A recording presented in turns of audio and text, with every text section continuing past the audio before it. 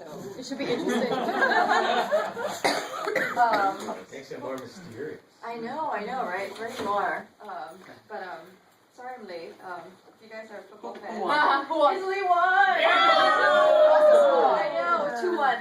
I know. And they're not known for scoring goals. It's very exciting. Anyway, but okay, now, let's face.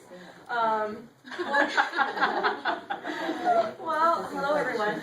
Are you all Singaporean or? No. How many Singaporeans? Hands up. Raise your hands. Yeah. How do we not wearing red and white?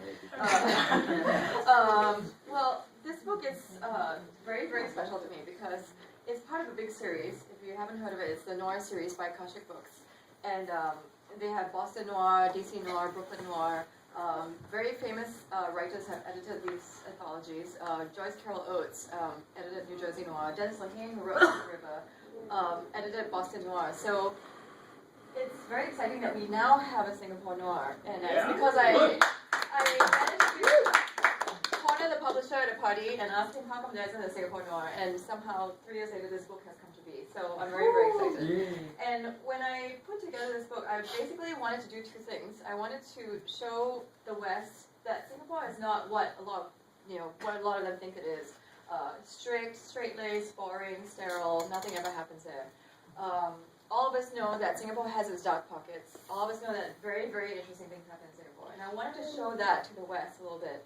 And I also wanted to showcase wonderful writers because I've lived here for 20 years. And in the years I've lived here, I've not seen very many Singaporeans cross over from Singapore to the States.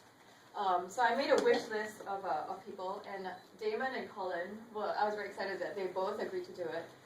Damon, if you don't know him, I'm sure you all do, but Damon Chua is a playwright who's won an international award for a noir play that he wrote, and has written several volumes of poetry. In fact, when Colin and all of us did our Singapore Noir launch at the Arts House in Singapore, we walk into the room, right, and on one wall it's one of Damon's poems painted on the wall. So that's how famous he is in Singapore. and Colin, as we all know, from reading his cartoon strip and seeing Singapore Dreaming and following all his successes at Dim Sum Warriors and everything, and also talkingcock.com, of course. I was so excited that he agreed to do this as well. So, and on top of that, if you're Singaporean, you've probably read some of these authors: Su Chen Christine Lim, Ovidia Yu, Colin Cheong, Simon Tay, Philip Jeyaratnam. I really went after all these people and I pestered them, and they were all very excited to do it. And so we have this anthology that we can show people. This is what Singlet is, and it's sold in U.S. bookstores. So I'm very, very excited. And perhaps you guys would like to come up here and talk about your stories. Damon, you Okay, start. Damon, you start. We'll be alphabetical.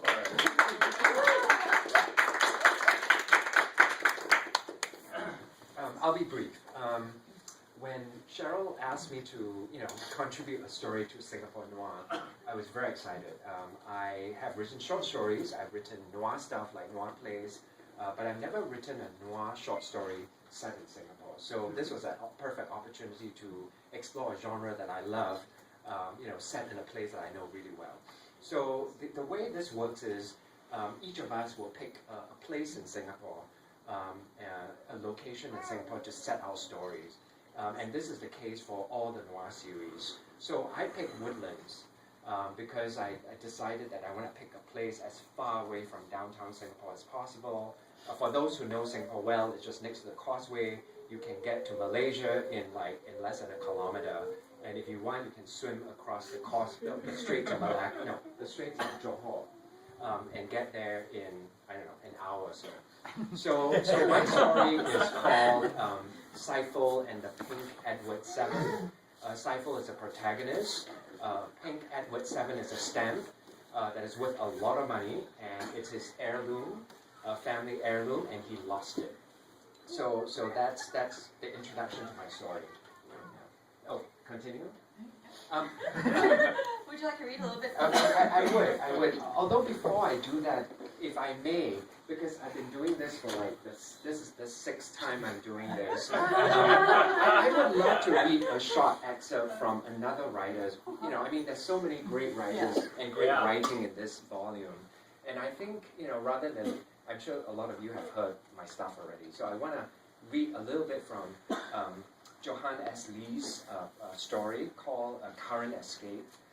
It's set in Sentosa Cove. As you know, or as those who are from Singapore, they know that Sentosa Cove is a very upmarket real estate development. It's very expensive, and I guess interesting things happen there. So I'm going to read a little excerpt from there, and then I'll read a little excerpt from my story. Okay, so this is Current Escape set in Sentosa Cove by Johann S. Lee.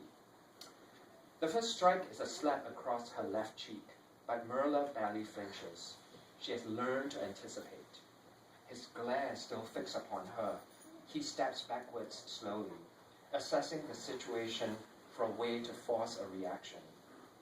There is the faint sound of water lapping against the private berth outside the house, where he stands by the designer lamp that has been switched on for the night. Then a flare of inspiration.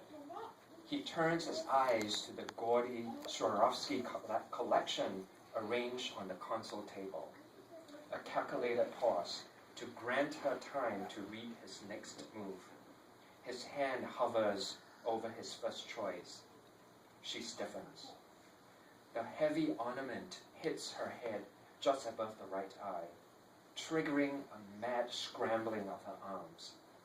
Even as it lands in her hands, the next projectile is already hurtling towards her, aimed to make her sink to her knees to catch it. The two objects collide in her small palms with a merciful soft clink, so soft it infuriates him. He grabs another and takes an exaggerated swing, flinging it high up at the wall behind her.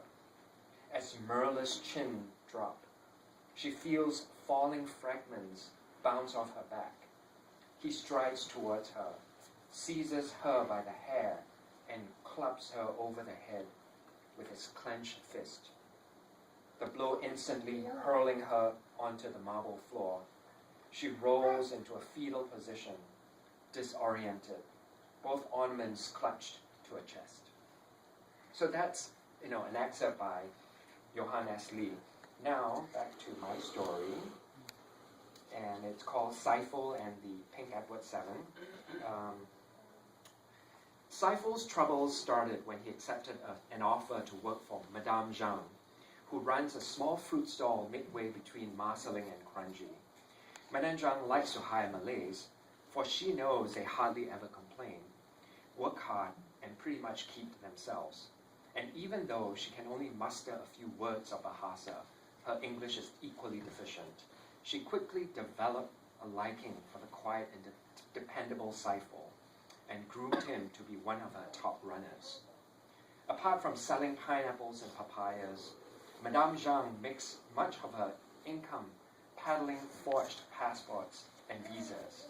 And with Seifel's help, she has been making a killing distributing traditional medicines to her wide network of mostly mainland Chinese customers, be they tiger penises from Burma or human placentas from Vietnam. She has a steady stream of cash buyers for her smuggled goods. Her specialty is rhino horn from South Africa, which, because it is banned, can often fetch up to $2,000 per ounce. As the horn is widely considered an aphrodisiac, it is not unheard of for a syndicate of buyers to make an order in the tens of thousands of dollars. One spot, the price item is shaved into delicate ribbons of cartilage, boiled in water, and presto, the result is liquid Viagra. Thank you.